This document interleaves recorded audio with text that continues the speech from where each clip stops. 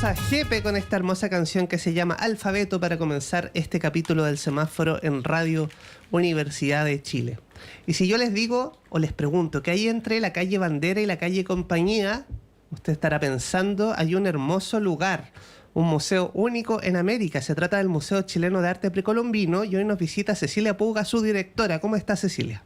Hola, Nicolás, muy feliz de estar acá, muy agradecida que nos den este espacio para poder comunicar parte de lo que estamos haciendo hoy día en el museo. Bueno, y Cecilia viene en compañía de Claudio Alvarado Lincopi, él es coordinador de debates interculturales del museo. Claudio, bienvenido al semáforo. Hola, ¿qué tal? Buen día. Buen día. Bueno, y tenemos la suerte de conversar con nuestros invitados sobre la nueva exposición Vivos y Presentes, el arte de los pueblos atacameño, Licanantay, Mapuche y Rapa Nui. Y quisiera partir preguntándole a Cecilia sobre la historia de este museo porque tiene algunas especificidades, ¿no? Es un museo donde podemos adentrarnos en el continente americano desde el sur del mundo, casi cerca del fin del Capacñano, ¿no? Del sistema vial andino. Exactamente, y eso es lo que hace que este museo sea único. Es un lugar donde se puede entender y se puede ver y se puede, uno puede maravillarse de la producción de toda América. Y de muchas culturas en simultáneo. O sea, es un lugar donde están colapsando tiempos y geografía y es un privilegio poder tenerlo en Chile. Es algo muy único, no existen otros museos así en Latinoamérica. Normalmente en los países se relevan las culturas que habitaron sus propios territorios, pero no existe esta mirada panamericana que aborda y pone en relación toda la producción artística y cultural, simbólica de América precolombina. Es un lugar realmente extraordinario y tenemos el privilegio de tenerlo en el centro histórico de nuestra ciudad. Así es, y vienen personas de todo el mundo a ver este museo, así que si usted no lo visita, está cordialmente invitado o invitada. Y Claudio Alvarado Lincopi, quisiera preguntarte sobre el origen de esta exposición que llama la atención por su nombre, Vivos y Presentes, el arte de los pueblos atacameños, Licanantay, Mapuche y Rapa Nui. Bueno, el museo hace ya algunos años está transitando, está caminando sobre la base de un concepto, una categoría, que es la noción de interculturalidad, ¿no? Y en este fragor el museo decidió desarrollar un proceso de investigación muy interesante a cargo de Cristian Vargas Paiyahueque, que se llama Catálogo Razonado, que es una investigación en donde las comunidades, en primer lugar Mapuche, Rapa Nui, Licanantay y Atacameño, fueron al museo, experimentaron, visitaron, reconocieron las piezas que el museo tiene en su acervo, ¿no? Particularmente en la Sala Chilantes de Chile, y desarrollaron un proceso de investigación con investigadores indígenas, ¿no? Y de este proceso comenzaron a emerger una serie de nociones, categorías, ¿no es cierto?, que en general a veces las nociones clásicas de la arqueología científica no poseen, ¿no? Y de alguna manera era hacer dialogar, ¿no? Ambos fenómenos de producción de conocimiento, entender que la producción de conocimiento también necesita de un diálogo intercultural, ¿no? Y este fue el origen de esta exposición, un proceso de investigación, y en ese sentido el museo también no solo exhibe, sino también investiga, ¿no? Y en ese sentido el Museo Precolombino también tiene algo bien interesante, que es un museo que piensa, que exhibe, pero al mismo tiempo sobre la base de la investigación. Y esta noción me parece también muy interesante de este proceso en particular y en general del Museo Precolombino. Bueno, muy interesante esta exposición Vivos y Presentes que usted ya puede visitar en el Museo Chileno de Arte Precolombino. Y Cecilia Puga, directora, yo estuve en la inauguración y me pareció súper interesante escuchar a representantes de distintos pueblos originarios, ¿no? Por ejemplo, un lonco mapuche expresaba su preocupación por la violencia en la macrozona sur, también la apertura o la necesidad del diálogo, y resaltaba el museo como un espacio de encuentro. Eso no es usual en las inauguraciones, pero me pareció súper interesante, ¿no? Cómo se plantea una problemática actual desde una exposición. ¿Cómo lo han vivido en el proceso y cuáles son los desafíos que ustedes ven de los pueblos originarios en la actualidad? Bueno, nosotros asumimos este proyecto de investigación y acercarnos a generar a convertir el museo en un lugar de encuentro, un lugar de diálogo, en un lugar sobre todo donde se complejiza la conversación, donde queremos aportar a salir de los estereotipos, a salir del cliché, a salir de la frase hecha, para empezar a profundizar primero en el conocimiento de quienes están hoy día en ese tipo de conflicto, en el caso mapuche y del Lonco que es Alejandro, que fue uno de los investigadores que participó en el proyecto y tuvo una participación muy relevante dentro del proceso en el capítulo mapuche de la investigación dirigida por Cristian Vargas Payahueque. Pero al mismo tiempo tenemos también un espacio donde se acoge la alegría del mundo Rapanui, que a pesar de toda la dramática historia que esa isla tiene, hoy día son capaces de llegar a Santiago con su ukelele, con sus regalos, con una manera de enfrentar este proceso de diálogo, de encuentro, muy distinta desde muchos distintos lados. Y yo creo que las instituciones asumimos desafíos y también cuestionamientos. Nos ponen en cuestión a nosotros, a las mismas instituciones, cuando nos metemos en temas que son creativos, artísticos, estéticos, pero que también alojan conflictos históricos relevantes, como en el caso mapuche. Es un riesgo y la apuesta del museo es poder generar un lugar de encuentro, un lugar de diálogo a través del arte, a través de la comunicación, de la educación, de muchos ámbitos distintos que nos parecen relevantes y que están orientados al público en general. Queremos ser un aporte desde ese lugar a esta conversación. Muy interesante ese espacio de diálogo en el Museo Chileno de Arte Precolombino, y le vamos a preguntar a Claudio Alvarado Lincopi por los principales hallazgos de este proceso participativo de investigar una colección que ya existía y de dialogar, ¿no? Me imagino de actualizar un discurso del museo desde los mismos pueblos originarios que están súper vivos y presentes, como dicen ustedes. Y también entiendo que además de investigar la colección, se crearon nuevas obras, ¿no? Nuevas piezas. Cuéntanos de ese proceso. Es muy interesante la noción de lugar de encuentro, ¿no? Lugar de diálogo. Yo creo que los museos tienen esa necesidad, ¿no? Es decir, cómo hacemos de los museos algo que está presente, algo que interviene de alguna manera en la discusión cultural y pública, ¿no? Y en ese sentido, el precolombino en particular tiene una categoría, ¿no? Es un museo de arte, ¿no? Entiende que los pueblos indígenas desarrollan fenómenos estéticos, fenómenos artísticos que tienen una aproximación estética hacia el mundo, ¿no? Y esto no solamente planteado desde el presente, sino desde una continuidad histórica que nos arroja al menos hace 13.000, 14.000, 15.000 años de historia, ¿no? Es decir, somos un continente que ha desarrollado arte, que ha desarrollado cultura históricamente. Y en ese sentido, uno de los elementos que hemos estado discutiendo fuertemente tiene que ver con esto. ¿Cómo hacemos de que toda aquella historia profunda de nuestro continente tenga condición presente, ¿no? Hacer un diálogo, se dice, ¿no?, en el museo entre el pasado y el presente sobre el fenómeno del arte, desde el fenómeno del arte.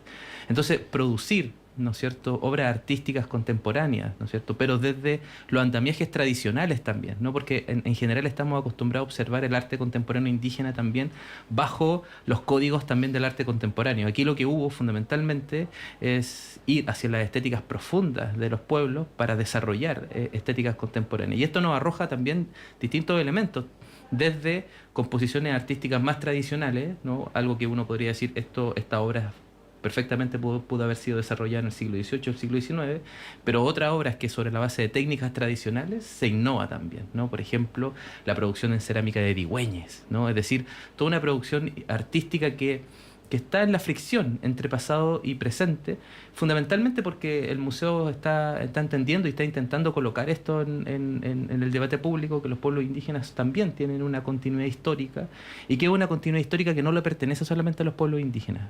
Y también quizás es importante remarcar esto, que de alguna manera nos atraviesa a todos y todas, que vivimos, ¿no es cierto?, en este país y también en este continente. Es decir, cómo imaginamos el continente americano desde la profundidad histórica que carga, más allá de 200, 500 años, sino aproximarnos a los 15.000 años de historia que como ser humanos hemos habitado este continente. Yo creo que en ese sentido, Vivos y Presentes tiene una búsqueda por remarcar el hecho de continuidad histórica hacia el pasado, pero al mismo tiempo cómo esos pueblos viven todavía en el presente y cómo ese presente está, de alguna manera estamos todos inscritos en ese tiempo que es el actual.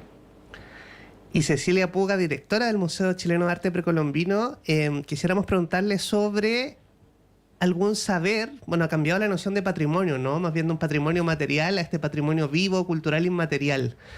¿Cuál saber crees tú que resuena con mucha fuerza hasta la actualidad, de lo que han podido ver en este proceso de vivos y presentes? Algo que te ha llamado la atención, que te parezca muy necesario y que quizás estamos pasando por alto, ¿no? En nuestras vidas agitadas, laborales, digamos, lejos de la espiritualidad o de los saberes ancestrales.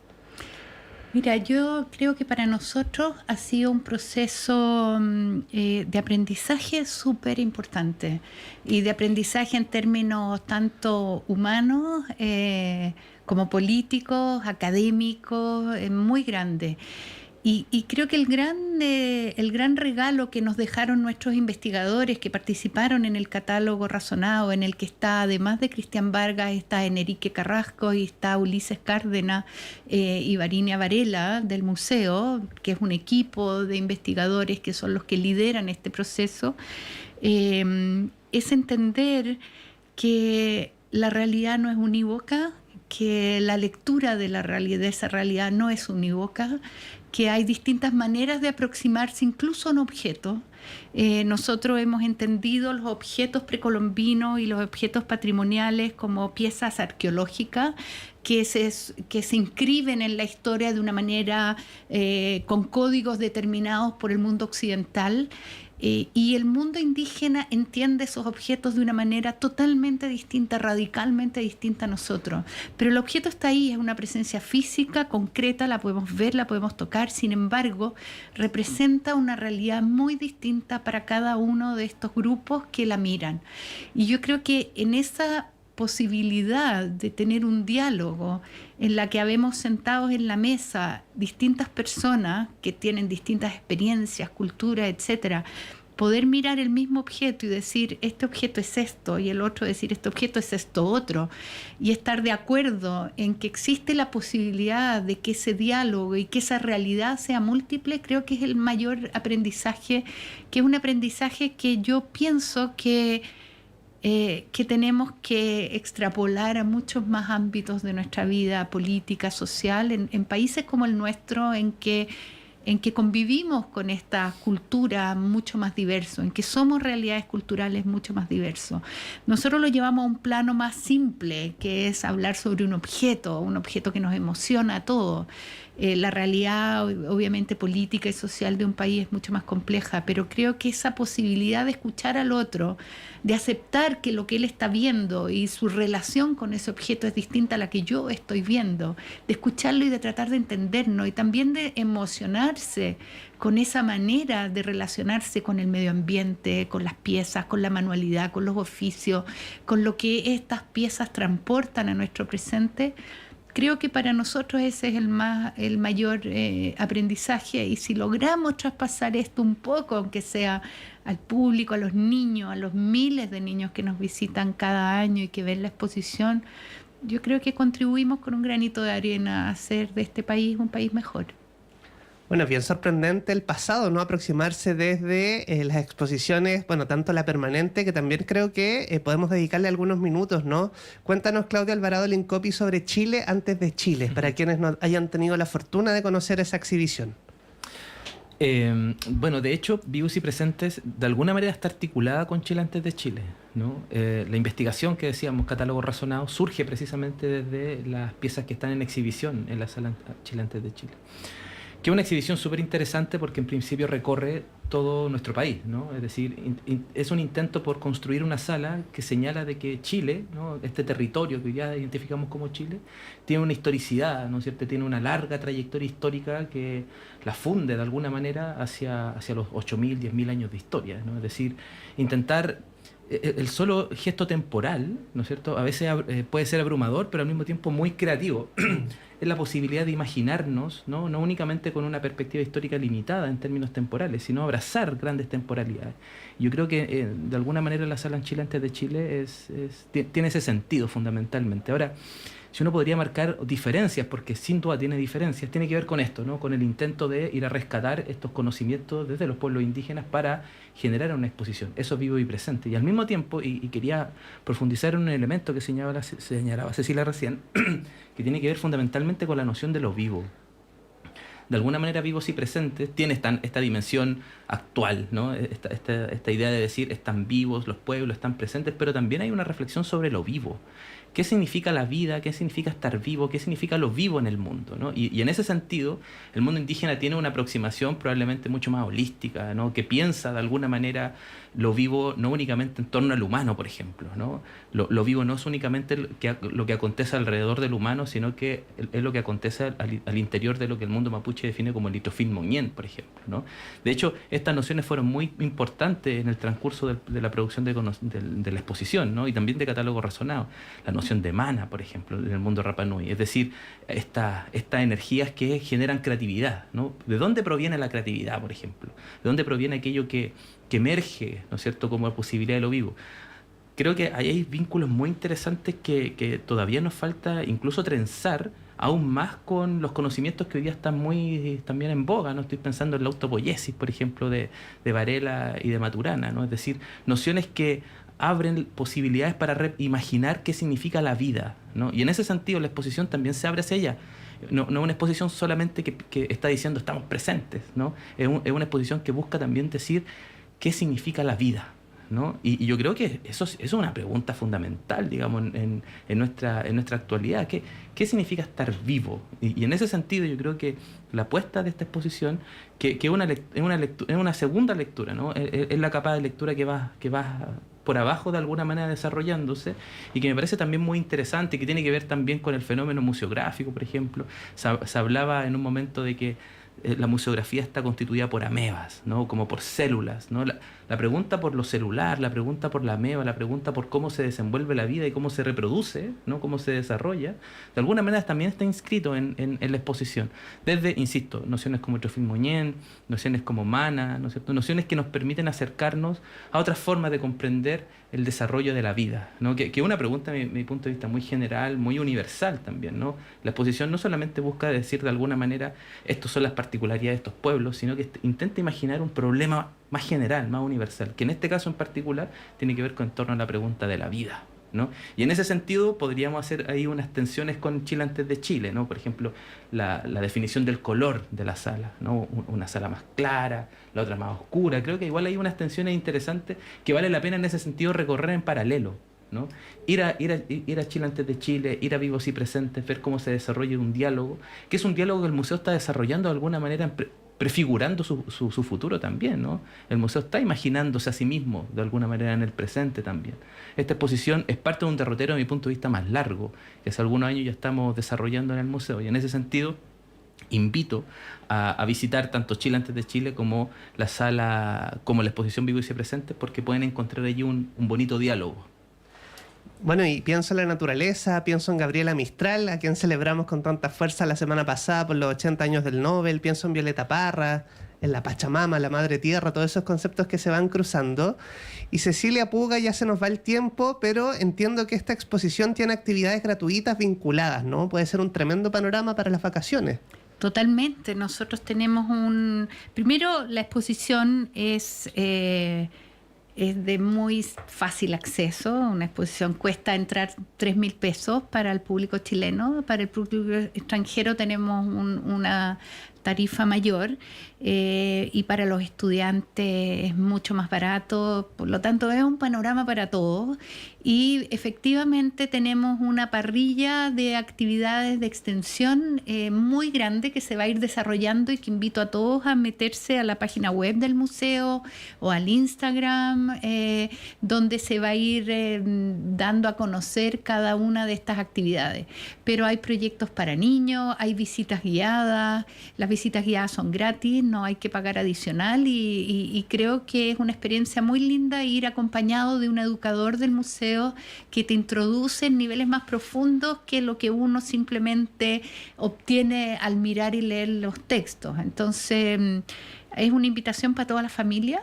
esta no es una exposición para entendidos y especialistas, es una exposición abierta, accesible, preciosa, con la museografía de Rodrigo Tisi y toda la gráfica de Constanza Gallero, que está hecha para que disfrutemos, para que nos maravillemos, para que nos emocionemos con las piezas, con los textiles, con todas las piezas, tanto las contemporáneas producidas solo para esta exposición, como aquellas que vienen además de varias otras instituciones que nos han prestado piezas del Museo de Ciencias Naturales del Valparaíso, de Santiago, el Museo Fonk. Tenemos muchas piezas que están de visita en el museo y es una gran oportunidad de verlas hoy día. Hay una colección de piezas Rapa Nui extraordinarias que vienen del Museo Fonk. Hay otras del Museo de Historia Natural. Realmente creo que es una oportunidad maravillosa de entender un poco más quiénes son aquellos grupos de personas y comunidades que con los cuales convivimos y venimos conviviendo desde hace miles de años. Esa es la realidad. Entonces, es una muy linda oportunidad. Muchísimas gracias por acompañarnos, Claudia Alvarado Lencopi y Cecilia Puga del Museo Chileno de Arte Precolombino. Toda la información en museo.precolombino.cl y en el Instagram Museo Precolombino.